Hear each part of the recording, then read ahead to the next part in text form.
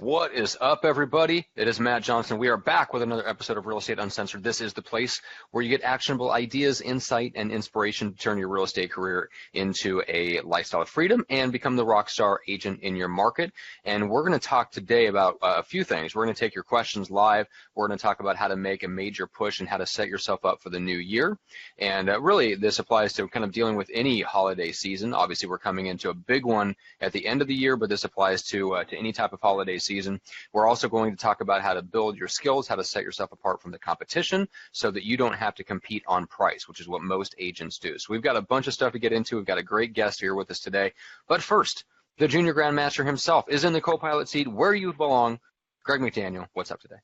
What up, Johnson Face? Hey, man, how are you? You know, it is a heck of an awesome day. I've had a really good day. You know, I started off with a positive mindset, and then I haven't let anything else kind of get in my way. Great conversations. I absolutely murdered it on my lead generation calls last night. I have 7 smoking hot leads that all want to sell. I used a system that we can talk about later if it lends itself to this show, but it was just epic when it comes to lead gen. So I'm in a pretty freaking damn good mood, and you're not going to get me down, Matt. I know you're going to try, but no, you're not. I can't even say that with a straight face. Yeah, I was going to say, what am I going to do? All right, so I've already insulted you enough about your beard, and yet it has made no difference. Our guest, when he dropped into the phone call, one of the first things he said was, can I give you, what was it? Can I give you a nickel or a quarter for a shave? Quarter. Okay, good. That's what I would also like. And can we please start a GoFundMe where we all throw in a quarter to try to get Greg to shave? If you guys get a GoFundMe page and it goes to $5,000, I will shave this beard. Yeah, no, that's a lot of quarters. That's too many. Not worth it. No, it's not worth it. That's like 20,000 quarters. I'm not going to do that. All right, you wanted the beard shaved. I gave you a price. Don't get upset because I gave you the price. All right. So let's welcome in our special guest, Don Cunningham from Fidelity Coaching. Don, how are you? I'm doing great. Thank you. Thanks for having me. Yes, and we're excited to have you. We had you scheduled for last month, and we had some tech issues and weren't able to get you on the live broadcast, so we ended up doing a Q&A episode. But for those that didn't catch your original episode when you joined us here for the first time a couple months ago, kind of fill people in just kind of where you're at, and obviously you're a coach. You specialize in real estate. What's your average client look like? Average client, I don't know that there's exactly an average client. There are clients, I have a group of clients that come in making $50,000, $60,000 to $100,000 a year, and they want to go to $250,000, $300,000. It's not an instant thing, but it's kind of one of the niches that I work. And then I work with other agents who are maybe closer to $400,000 or $500,000 and want to build a strong team. And so I work with a lot of teams. I prefer to take them before they get built because it's always more work to fire everybody and start all over. But that kind of thing. Anyway, so teams are interesting. There are a lot of philosophies about teams that are just wrong, and so it's just interesting, in other words, there's so many facets to it. Yeah. And building a quality team means every individual that comes on board changes the dynamic of that team, and you want to make sure that you don't bring on people that are going to be toxic. And we have a lot of people in that buyer's agent coming into buyer's agents who look at you're making 100% and they're making 40%. And you just have to make sure that they understand that it's not about percentage, it's about income at that point. That's right. What do you want to make? So anyway. Yeah, and that applies if you're a solo agent. That I focus on. Yeah, it applies just as much if you're a solo agent or especially if you're a newer agent. We get those types of questions all the time, and we see them all the time in Facebook groups, as far as like where should I join? What should I think about when I'm joining a brokerage or when I'm thinking about switching brokerages? We run into a lot of people, Greg, that come, that either they stumble across the show and they end up hopping on a call with us, or they message us, or they ask us on the show or whatever. We find a lot of people switching and brokerage hopping, essentially looking for either the right split or looking for I guess, a lot of support from their broker that they think they should get, as if it's their broker's job to build them a great business. So there's a lot of misconceptions out there around that. So yeah, we definitely see that a lot, not just in teams. But anyway, there's a great question that caught my eye that I want to start and let you guys roll on here for a few minutes before we dive into some of our other content. This is from Janie in the Lead Gen Scriptscom Objections group, and I'm going to skip over because this is like a 2-paragraph question. But the basics is, she went on her first listing presentation. It was referral from an agent in the company. The sellers have been there for a long time, and one of their main objections that she had trouble handling was that the seller was concerned if they listed today and it sells quickly that they wouldn't have anywhere to go, and they actually want to purchase in another area that the agent that's referring to her serves. So the concern basically is like, hey, we're moving out of area. What if this sells quickly and then we're just stranded and we've got to like try to scramble to find the next home? So Greg, let's start with you. What's your kind of objection handler for that concern? Okay, so let me get this straight. So they're afraid they're going to sell too quickly and not have anywhere to go. Yeah, and they need to move out of the area. So it's not up to her. She can't just solve the problem by saying, no, don't worry, I will personally go out and we'll have a bunch of homes in mind to show you. Like, she can't control the other side. Right. So one of the things that we would immediately book in there is that we would make it contingent of the deal that there would be a 60-day rent back at no cost or low cost to the seller. Do a 30-day at no cost, maybe a second 30 if needed at a low cost, maybe PITI from the sellers, or the existing PITI. It really depends on how cool the house is. I mean, if they're like the hot chick in the bar and everybody's chasing it, you could probably get away with 60 days at no cost. It also depends on the demand. But if you're the ugly, if you're the hairy dude who's trying to hit on the hot chick, you're not going to get the 60 days at no cost, okay? You're the smelly kid class. If you're the guy with the hairy chest and the half-open shirt and the medallion, you're not getting the 60-day rent back. Driving the 1989 Corvette. Yeah, T-top, baby. Woo!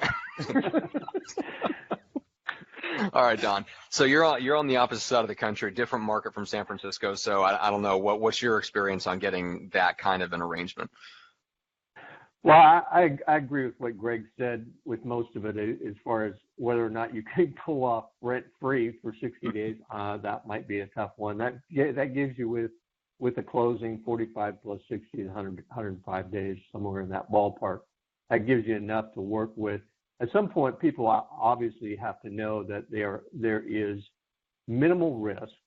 They're not going to end up homeless, bottom line.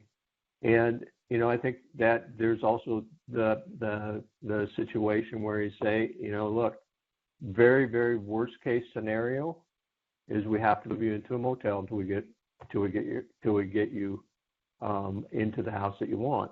It's not a great suggestion, but sometimes you got to deal with that just because that's the fact of the matter. I mean, this is one of the things. When I was selling real estate, I don't think I ever had anybody homeless. So it was, but the markets are a little bit different today. There are some really hot markets out there that things do sell in one day. San Francisco area, yeah.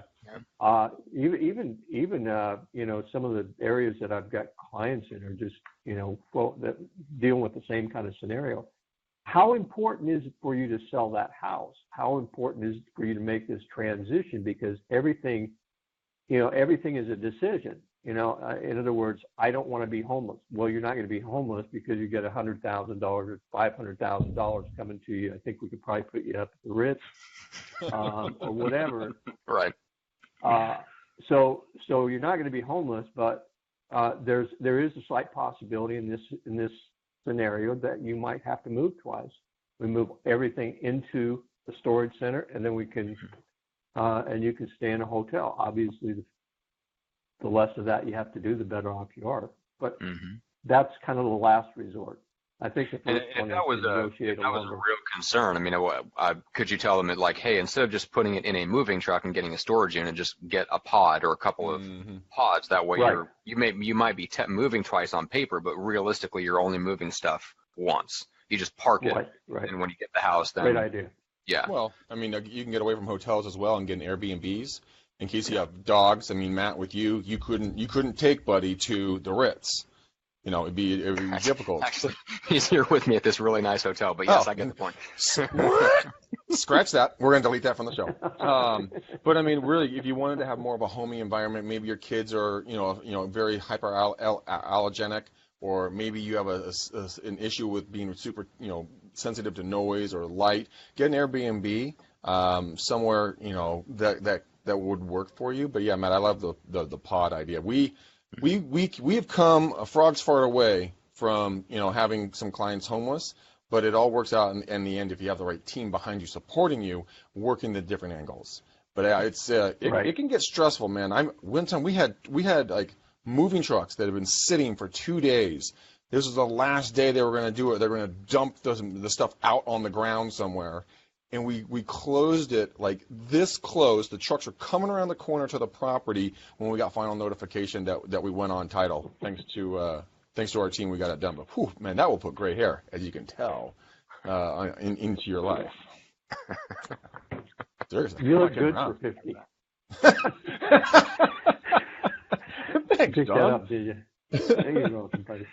Oh man, there's a great Adam Sandler movie on Netflix. I think it's The Do-Over, and one of the things it's him and David Spade in a club. And he tells them, what are you doing? It's like, add whatever your age is, add 10 years. Because if you do that, you tell him you're like 55, now you're the fountain of youth. Yeah, wow, he's got great genes. That's right. I totally forgot about that. How old are you? I mean, 45. Really? Yeah, exactly. Mm-hmm. Yeah. Like, wow, you're so trim. It's like you only have just a little touch of gray. Like, I know. God, the good Lord bless me to get you. Oh my God. All right. So there's another good question here we'll cover before we dive into a couple of other things. I think this will be a quick one, which is how many of you have gotten to the end of just a great listing consultation? You asked for the sell and, they asked for the deal, and at that point they dropped the ball on you, or they dropped the bomb, they dropped the hammer. They've got 3 other interviews. You went through your pre-qualification process. They say, no, you're the only person we're meeting with, blah, blah, blah. You get there, they find out, nope, we've got 2 or 3 other people coming in after you. So, Don, how do you advise that your clients handle that? You gotta be kidding me.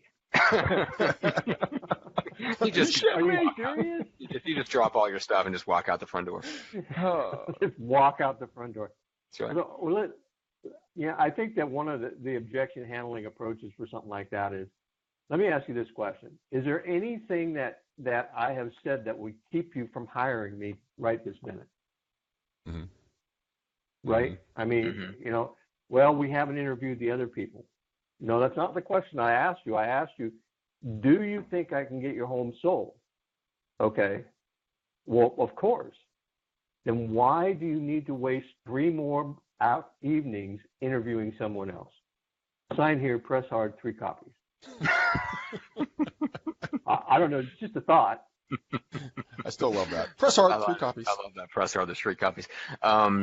Yeah, I mean, I would. There's another variation on that, which is to ask them, well, great. So what is there something that you're hoping that they'll say, or something that you're hoping they can do that we haven't talked about? I've got if you have this, obviously it works a lot better. But if you say something like, look, I got a 150-point marketing plan. We didn't really even dive into that. We talked about a handful of things that I felt like would be important to you. But is there anything that's really important to you that you feel like another one of those agents might bring to the table that I just haven't even addressed? And just see what they say to that. Yeah. Well, Greg, what say you? No, I think that's to get ahead of that, one of the things that you might want to do, instead of plopping down and going, here I am, what are your other 2 wishes? They're going to probably be like, okay, tell us about you. You want to sit down and you want to really, you want to ask them up front before you dive into your listing presentation and say, Mr. and Mrs. Seller, so that I can understand your wants and needs, what are the most important things that we should cover tonight? Because I have, an idea of what we should cover, but I want to make sure we address your biggest, the biggest white elephants in the room so that we make sure that we can feel the most comfortable. Allow them to. Funny you say that, Greg. I think did that come from was that Hank and the Prosperous Coach that kind of clued us into that little bit of phrasing? I'm trying to remember who it was in our world that pointed out that. I think it was some coach, but I thought it was absolutely fantastic. No, it was Pasquale when we were doing the f-stop sessions with the mastermind people. We're going through Oh, like it was. it was Yeah, we yeah, came yeah. to that call and Go he for it. showed up and he's like, now I have an idea of what I Mhm. want to get accomplished. So good. I want to know what you want to get. That was so Yeah, great that it it stuck was with so me. amazing. Yeah, and I've I've actually been used it, and me it too. earth-shaking. Yeah, Where the that's, people are that's like, great. you're not just going to talk at me. You're going to allow me to voice my opinion, my wants, my needs, my fears. And then, if they still drop that on you, I mean, we've done this in listing appointments, and you better have a good rapport with these sellers to use this. But you can just, in all seriousness, you just do this. You just get out your phone and be like, what are their numbers? I can just tell them that they're no longer needed. Oh. It's like, great. Let's pull up the MLS and see what their production was last year. Let's see how much they slacked off. That's right. I have a very, actually, it's not a bad way to go about it. I have heard that. I don't remember who said that, but it might have been Aaron Wittenstein or somebody in our world that said that if they bring up another agent, he'll actually offer, well, because he brings his iPad Pro with him, and they're doing the pricing on the MLS anyway.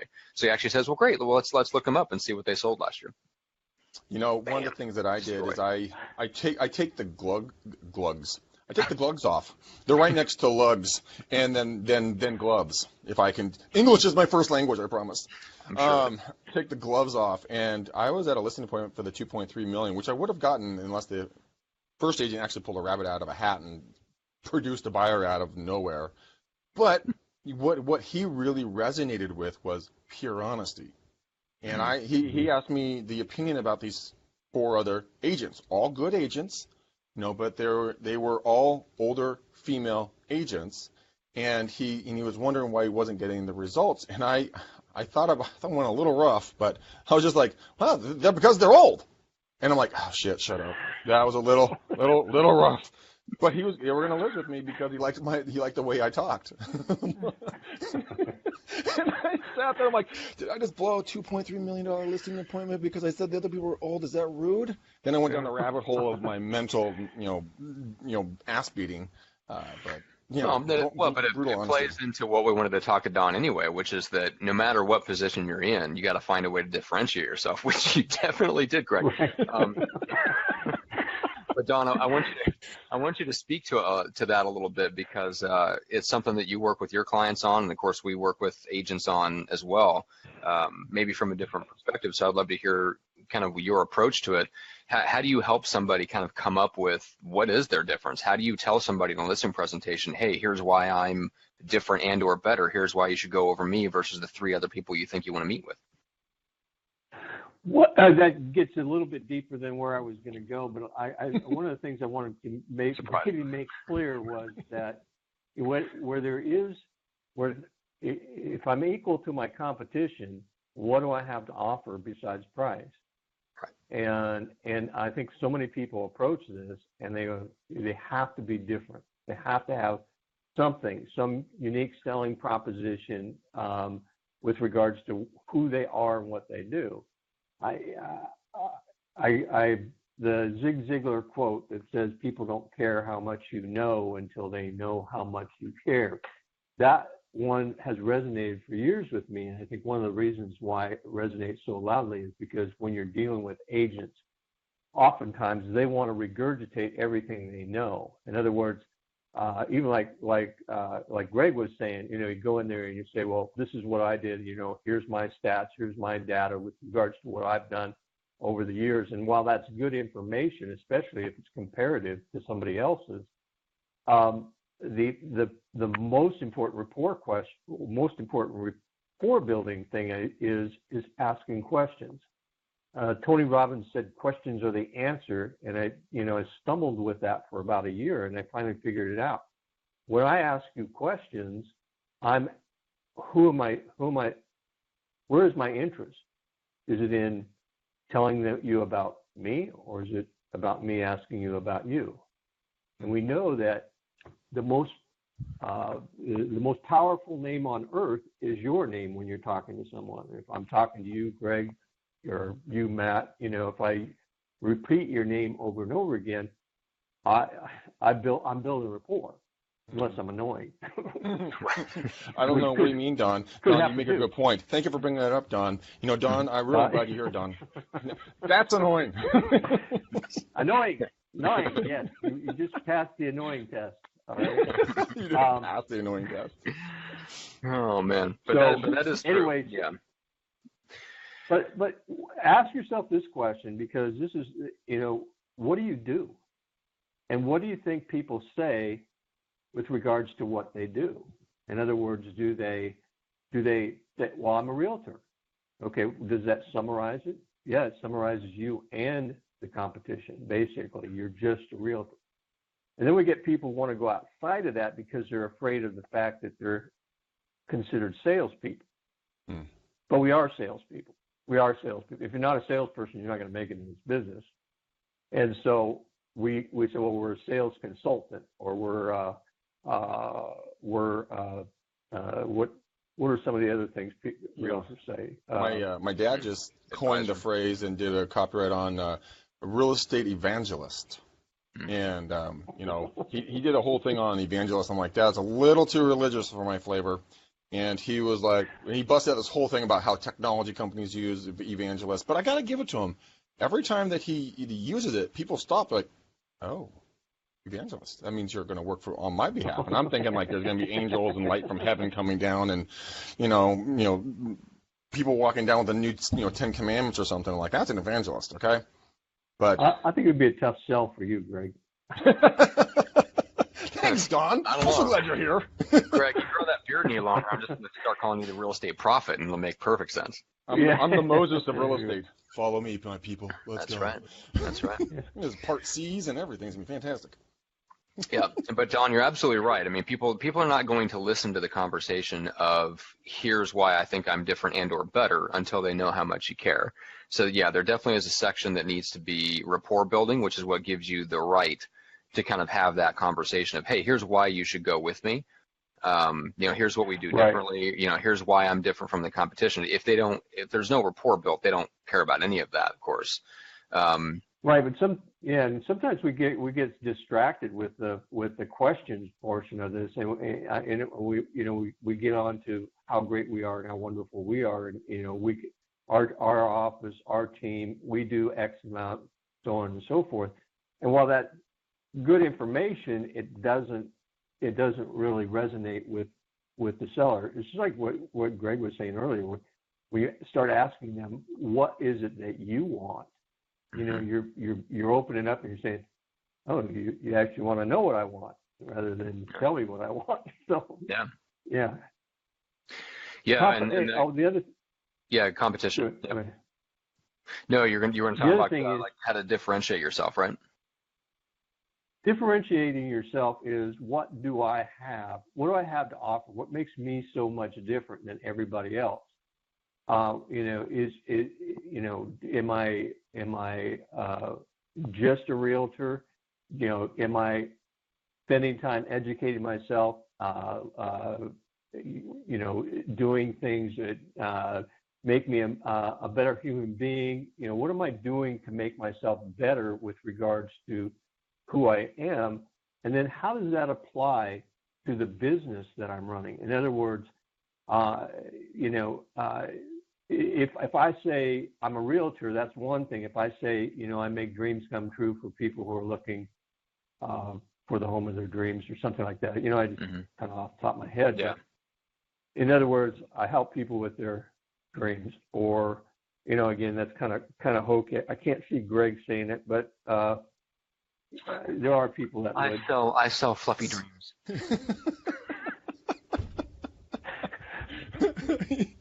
Oh, well, I do have cats, so who knows? It could be. I sell fluffy kitties. I mean, fluffy dreams. Here's your housewarming gift. Kidding. Matt's dream. Since Matt moved back down to San Diego, I went to Pets R Us. It's an online pet delivery system that does not exist, and I ordered Matt 2 fluffy kittens for your new house. Great. You, buddy. Good. They'll be good afternoon snacks for my dog. Appreciate it. Cat killer. That's right. But yes, so that's one of the things, Greg, like when you do the McDaniel Challenge and people come to a call with you, they usually have no idea kind of what sets them apart, what makes them different. And sometimes there's things in their background, there's things about their skill set, there's things about their past work experience. I mean, there's all kinds of sources where you can find something that differentiates you. Now, sometimes it's just the fact that you come from the same tribe or the same social circle as a certain type of client. Sometimes that's enough. It doesn't have to be anything super special that you do. It's just the fact that you have more in common and they feel more comfortable with you, right? But ideally, you want to go a step beyond that and find something that isn't just something about you, the way that you are, or the fact that they can relate to you a little bit better, something that you actually do that's different, that serves them and in a different way, at a higher level than other agents. I think that's where most agents struggle, because we're so conditioned, whether it's from, Realtor Association to our brokerage, like all of those people, they have no incentive for to help individual agents separate themselves from other agents, right? Because the brokers want to be known. They want their brand to be known. Mm-hmm. You've got the Realtor Association that all they're concerned with is the integrity of the Realtor brand and everybody being at like a professionalism level, and part of their idea of that is that you don't criticize or say that you're different from other people in your profession, right? So none of those organizations, none of those people really have a strong incentive for you, average agent or average team, individually, to help you differentiate yourself. So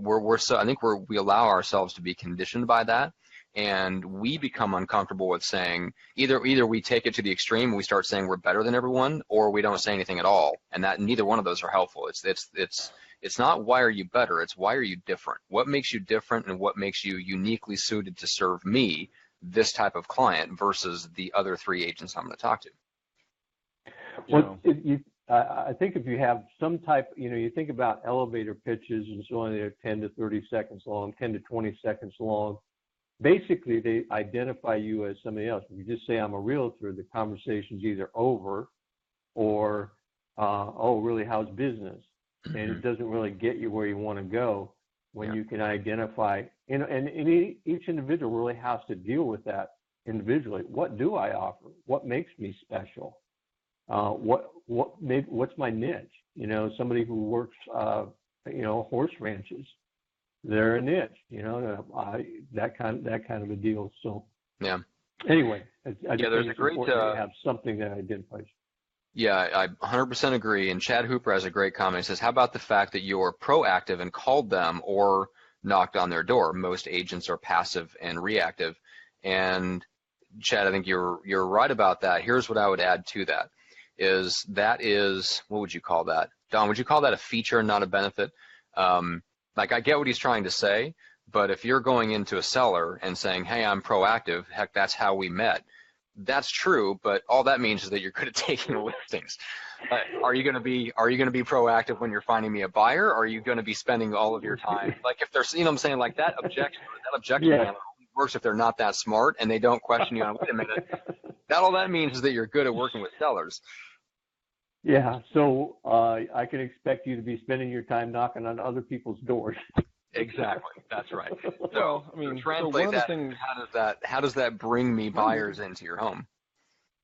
Well, I think he has a point, with regards to this, because in other words, I do what other realtors don't do. Maybe that's a better way to say it. Yes. I go the extra mile, that kind of a thing, because you got to admire somebody who's knocking on doors and making phone calls and stuff like that. Yeah, I think it's a matter of going that extra step and explaining exactly how that translates into more potential buyer leads for their home and more people through the home at showings, higher potential sale price. You got to follow that a little bit further down the rabbit hole than just I have this mindset or mentality. That's awesome, but again, that's about you. That's not about them or about their results. It's about you and your mindset and mentality. I think you have to translate that into here's how that benefits you.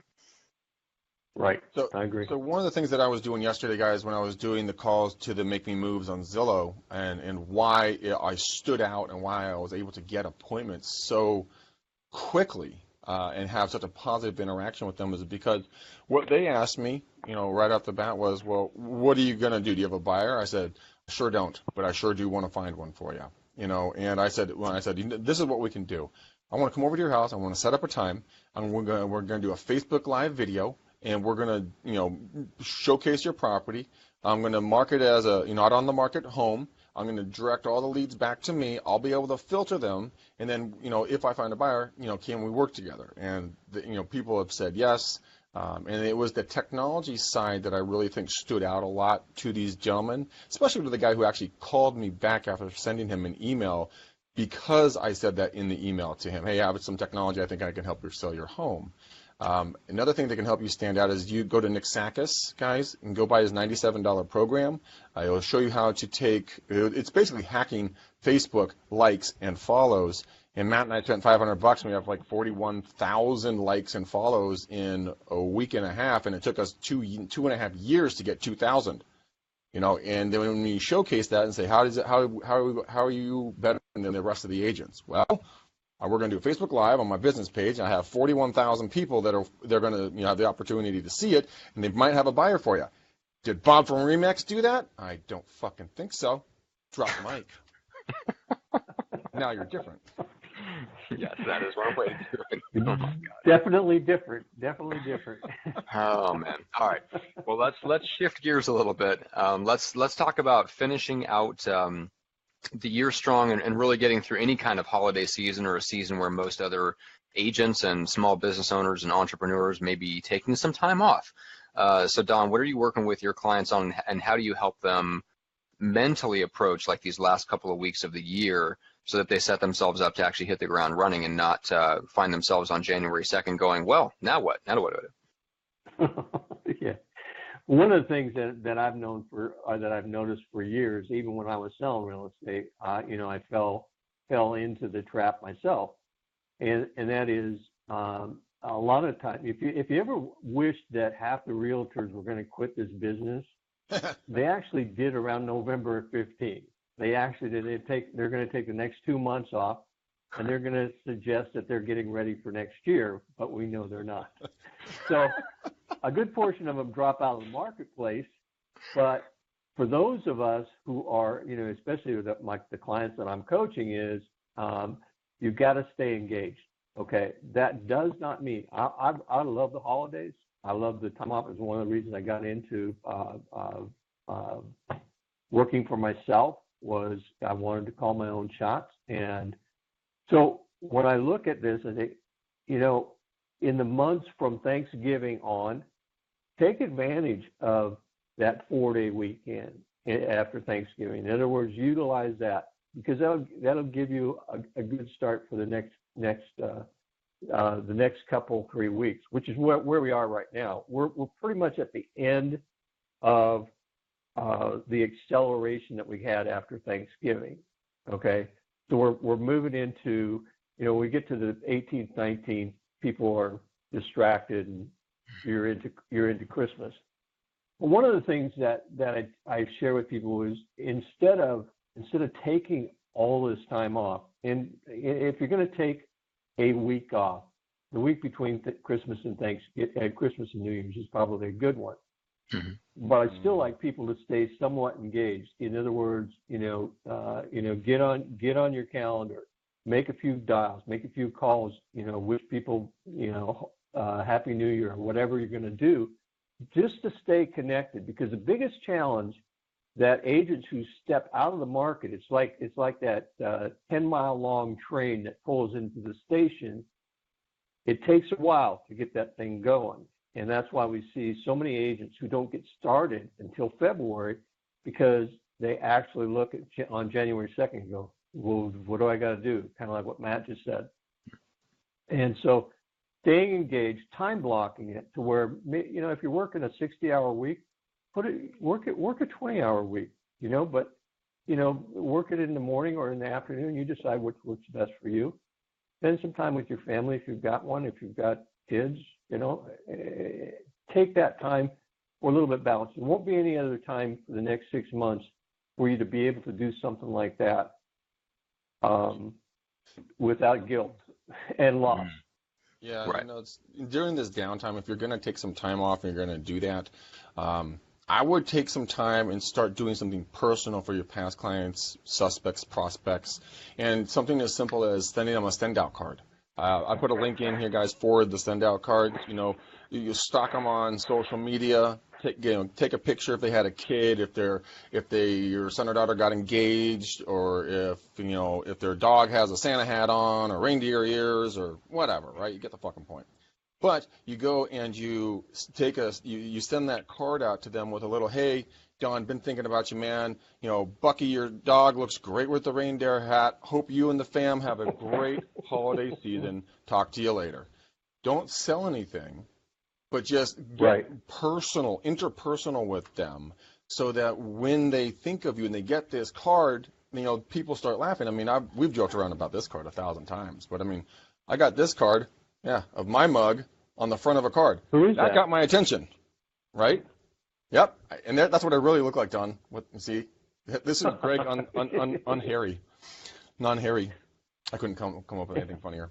But you know, the send out cards is something that I'm really getting behind, because I think it's incredible and how powerful these can be, because it's not going down to the target and picking out some cliche card. This is a hyper specific card for that person. Right. And we're actually going to have Gail and we're going to have Hank on a podcast in January talking about how to use them, because I talked to Gail today, and good Lord, are there opportunities to stand out from the crowd. I mean, it's scary how cool this stuff is. Yeah, but I would. Oh, go ahead. No, I was just going to say that we. Go ahead, Don. One of you guys pick a time. Okay, I was just going to say I've been involved with send out cards for years, and it's amazing how much they've grown and how much more they have to offer today than they did 15 years ago. So I think it's a great idea. It's a very personal touch. So. Matt, I think that's what people that's what people want now, is the more personal, the more custom the connection is. And with something like send out cards, it's even more scalable, right? So you're using technology not to do something that's impersonal. You're using it to leverage it and make it easier to do something even more personal, which I love that. I was talking with one of my other clients. We did a podcast earlier today, all about kind of amplifying your referrals and then doing a little bit of marketing automation. And one of my clients that was on the podcast with us is talking about the what he considers the fastest path to cash, which is always like if he coaches any new business, like he's in the mortgage space. So if he coaches a new loan officer client of his, the first place he always looks is, what are you doing for your past clients? Because that's the fastest path to cash. So yeah, Greg, I agree. Like if you're going to spend, like if you have anything close to downtime, or if you just want to pull back from the regular routine of what you've been doing and doing something different over the holidays or close to the holidays, what better thing to do than go back to your past clients and what you would consider maybe your champions, your advocates, people that are likely to refer you, and really zoom in on them and send them something like a send out card or some other form of something personal. But those are super high leverage opportunities where all of the know, like, and trust you factor is already there. The only question is, do they have somebody right now in their hip pocket that they can send you? You'll never know unless you reach out to them. But I mean, how much better is it to do something like that than to just keep on doing what you're already doing, which maybe you're doing some cold prospecting. That's awesome. You don't have to shut that down, but it's definitely a lot more highly leveraged to reach out to past clients and referral partners. It's probably more acceptable at this time of year for you to actually make that connection with past clients. And Shafir, I've got, my game plan is, sometime I'm done on the 20th or so, and it's just to make contact with every one of my past clients and just wish them well. And same thing with new clients. Not really any information, just thinking of you and just wanted to wish you, Merry Christmas and hope that 2018 is an awesome year for you. And so, I mean, one of the things that I want to take away. Simple. One of the things that I think that we need to be clear on is, what we're talking about is to build a personalized reach out to the people in your world.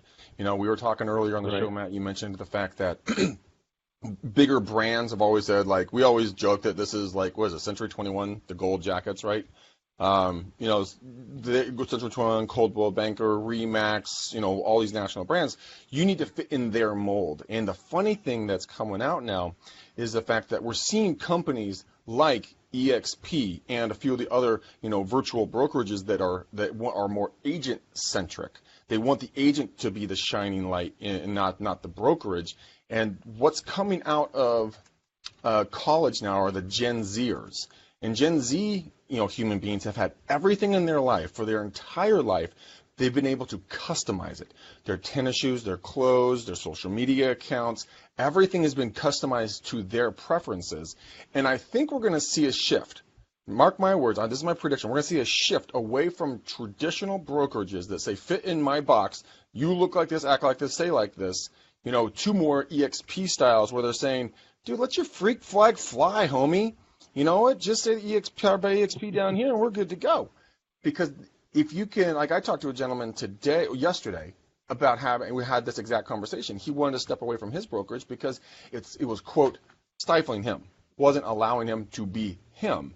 And as the world has gotten more used to letting them, being yourself, and everybody's encouraging it, I think that is something that they're going to expect from their agents, to customize a message to them, for them, not I buy 50 happy holiday cards and you take a pen and you sign it. That's not customized. That's a production line. I think that's on the way out.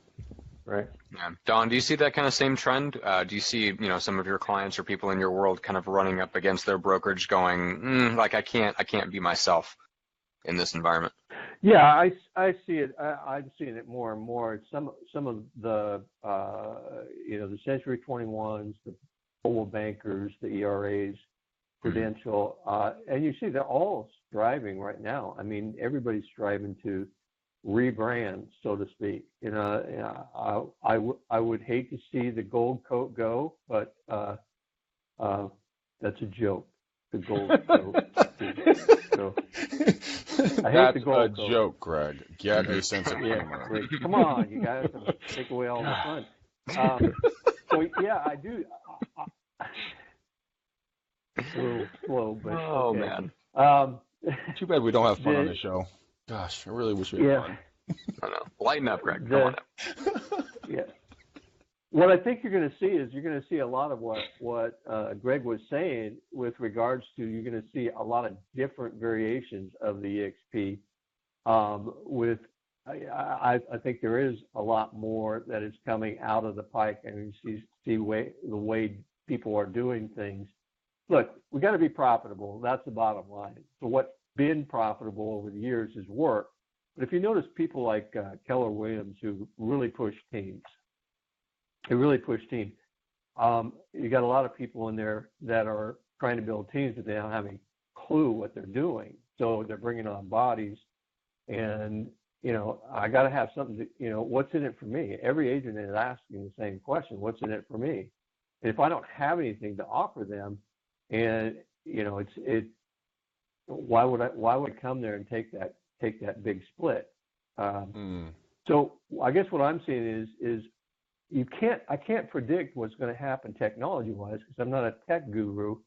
But I look at where we are today. It was 10 years ago. Boomtown was just the killer. I mean, they were the only ones out there, and they followed Tiger Leads, and Tiger Leads was the do-all, be-all probably 15 years ago. So it's like, where is this shifting? Because you see Boomtown sliding. You see Zillow's taking over the marketplace for the most part. Where is this going to go? And as it does, it's. You remember when the internet came out, everybody said, well, realtors are going to be gone. Right. This is a relational business. They're not going anywhere. And look at all the things we've expanded. The great realtors are getting better and better. The top 10% of agents are doing 85 to 90% of all the business. Yeah. What's it gonna look like 5 years from now? I don't know, but it's going to be interesting. Well, it's going to be interesting. Look at the trend. I mean, we have Airbnb, we have Uber, we have Bitcoin, we have all these organizations that are the biggest in their industries, but they own zero inventory. Right? So look at EXP. They have zero offices. Their overhead is through the floor, profits through the roof, and it's completely virtual. I mean, do I worry about where the taxi cab is? No. I get on Uber, and I'm like, find me, fucker. It finds me. It takes me where I want to go. Bitcoin, digital currency, cryptocurrency. I mean, Airbnb. Pick a house, pick a cottage, pick whatever you want, wherever you want it, in your style, and we will deliver it. It's really What's interesting about that whole trend, and this goes back to kind of the marketing and differentiation conversation we were having, which is that as things get more technologically driven and infinitely customizable, it makes the personal connection stand out even more. Whereas it used to be, like the personal connection was kind of a given. So you were going a lot of times with, man, do I go with Aunt Sally or Cousin Joe? Like there's, people knew so many agents and they were all in the family. There was a lot of personal referrals and stuff like that. That's the only way they necessarily knew an agent, was they knew someone where there was already a personal connection there.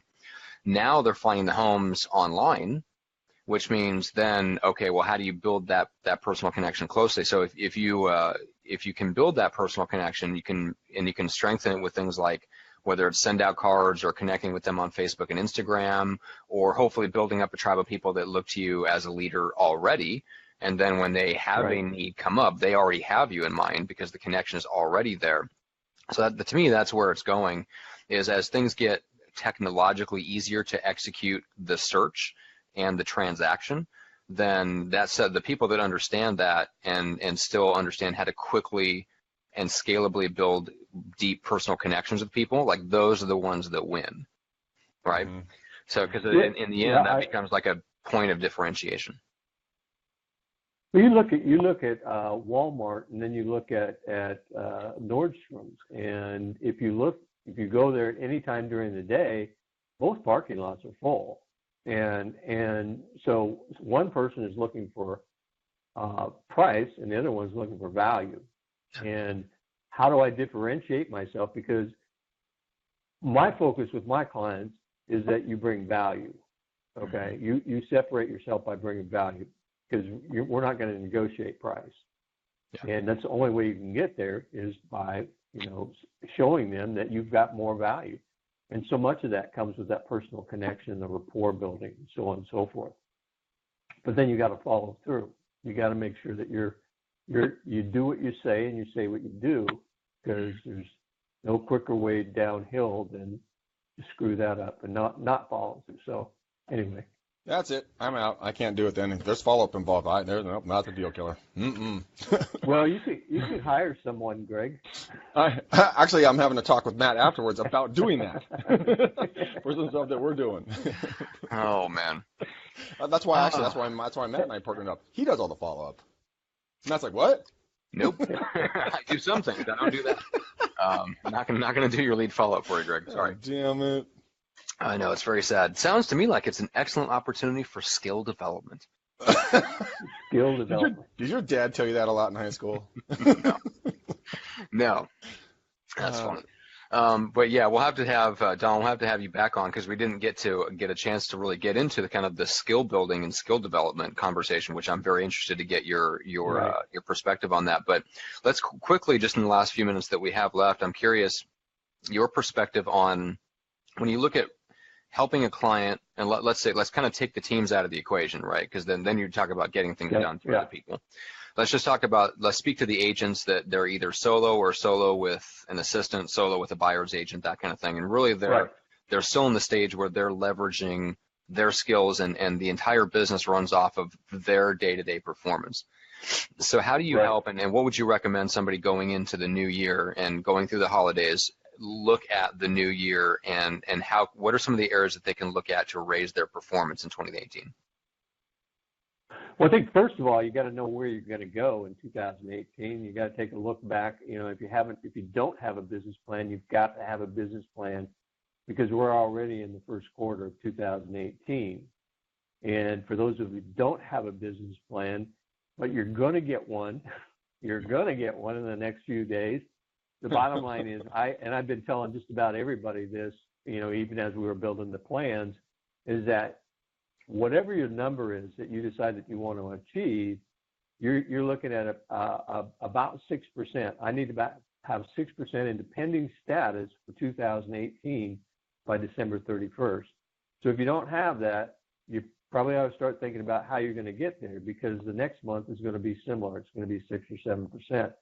And I just say that because that's how I look at most of the business plans that I start with my clients, and that's kind of where they seem to fall somewhere in that 5 to 6, 6 to 7 in month 1 and 2. So number one is making sure I have a plan. Number two is what does it take? And this is going back to tracking, and some of the things that I think are really important is how many dials does it take to get a lead? How many leads does it take to get an appointment? How many appointments does it take to get a listing or a buyer under contract? So you've got to begin to know those things. And if you don't know them, you probably should start tracking them. Again, this is last 5 minutes of a conversation. So trying to tell somebody to track when I spend so much time with my clients trying to get them to track, it may fall on deaf ears, but it's so important to know what your conversion ratio is, because that's going to tell you how you're going to get there.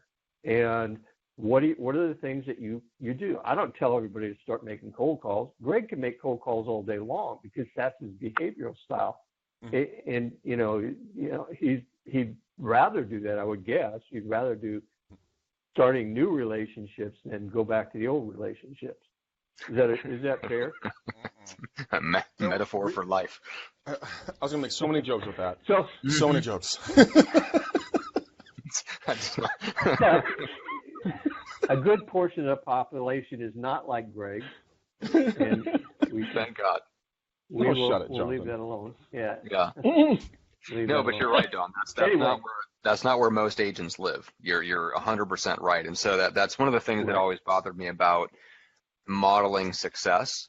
Like it's a very useful mindset to have, which is that, well, if one person has made it work for them, I can make it work for me. But in reality, at the bottom line is you're always going to be, if you have that mentality, unless you're the most flexible and adaptable person ever, you're going to spend a lot of time trying to put a square peg in a round hole. A lot better approach is to start with the idea that, hey, I know there's a way that I can be successful. Let's start with me and my personality, and what do I want to spend all day doing? And let's just make sure that that's as effective as it can be, because a lot of agents go from, and I know, Don, you see this all the time, because I'm sure you have an agent that has 1 or 2 lead generation pillars that are working well. And what's the very next thing they want to do? They want to screaming off on another direction, start something completely different. And then the next month they'll get on something else because they hear another podcast, and they want to move from like thing to thing. And you have to like constantly push back on that and get them to settle down and just do what works for them and do it well. Right.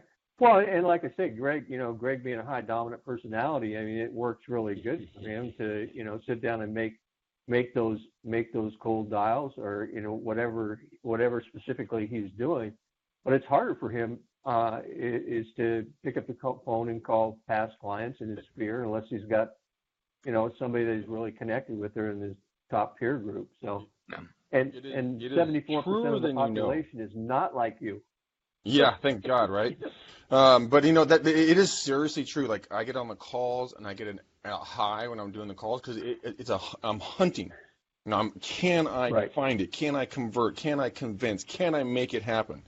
And I'm not kidding, man. You put me into top producer, or you put me into anything, or like lead sheets, which is just all over my office. It drains me within 30 minutes. I'm like, I'm here. Okay, let's do more follow-ups. But it is bone-chillingly boring and unenergizing to do it, to the point where I dread doing the follow-ups. I mean, dread them. Like watching a rom-com movie, a romance comedy. Dread it. That's like follow-up for me. Yeah. Wow. Okay. I see a How's bright that future working in dating for anyway? you, Greg. Oh, man. All right, we got to stop there. Yeah. Okay, Don, let everyone in the audience know how they can connect with you. Okay. Shameless pitch. Okay, for Fidelity Coaching is we love to work with clients that are serious about wanting to change their lives in this business and financially. The yardstick of measurement for any coaching company has got to be finances. It is the first thing. It's the only thing that people really pay attention to. But you also want to be able to also want to come to a place where you're not only financially well off, but you've got some balance in your life. And so I don't focus on balance. Matter of fact, I have lots of people that, I want to pull you out of balance before I put you back into balance, because your goal, your direction is you've got to make more money. And I'm very successful at helping people make more money in those first 2 or 3 years.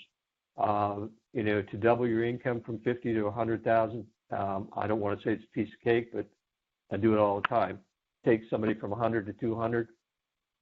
Same thing. It's just a matter of making the right decisions, keeping them on track, and holding them accountable. I get a little choked up about accountability. You can see that. Near and dear to your heart, then. Yeah, near and dear to my heart. But I also have one other thing that I think is I have a program that I run that's called Coach Participation, and it's a little different than most coaching companies because we define what you did last year, and then I go out on a limb to, in other words, if you did 20 transactions this year, then I would base it on maybe 28 transactions for next year. So it'd be about a 40%, 50% increase, and that's how I would get paid.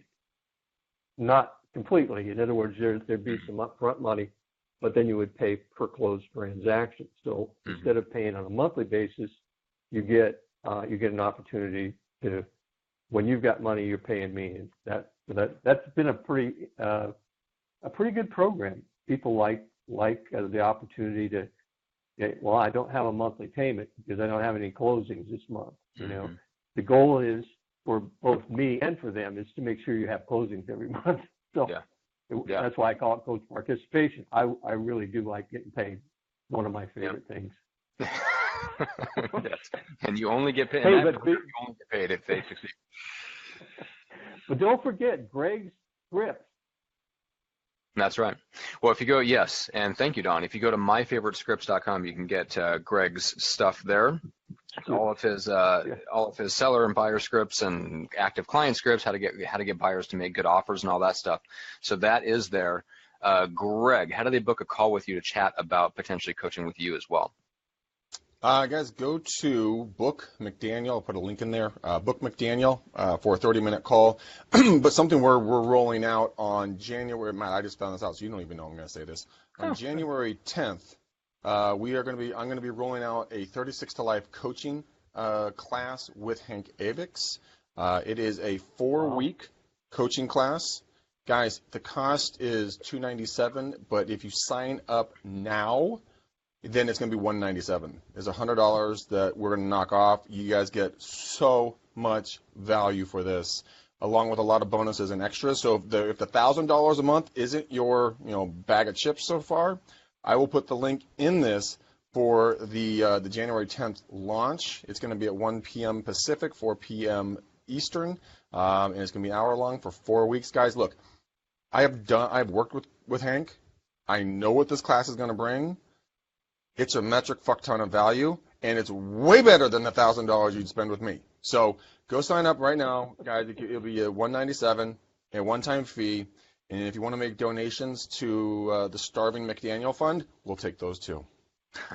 Just make your checks out to the Underprivileged White Boy Fund. That's your fund, not mine. Yeah, that's what I mean. That's what I mean. Yeah, you don't have to tell them it's mine. Underprivileged White Boy Fund.com. Maybe you'll be able to get a shave after that. Yeah. If only we can raise enough money. Somehow we can get Greg to shave.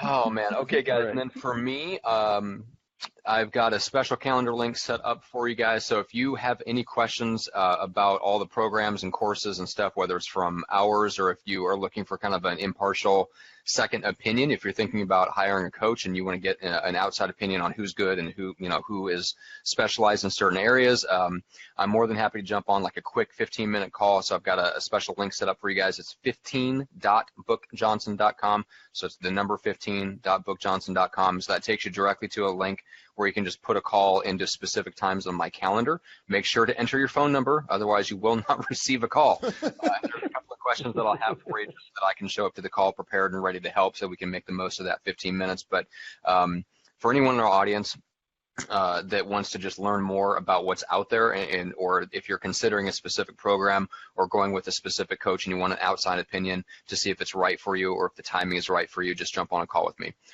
That will do it for me and how to connect with all of us. Make sure to subscribe to the show if you're not already on iTunes. Rate and review it. We thank you for that.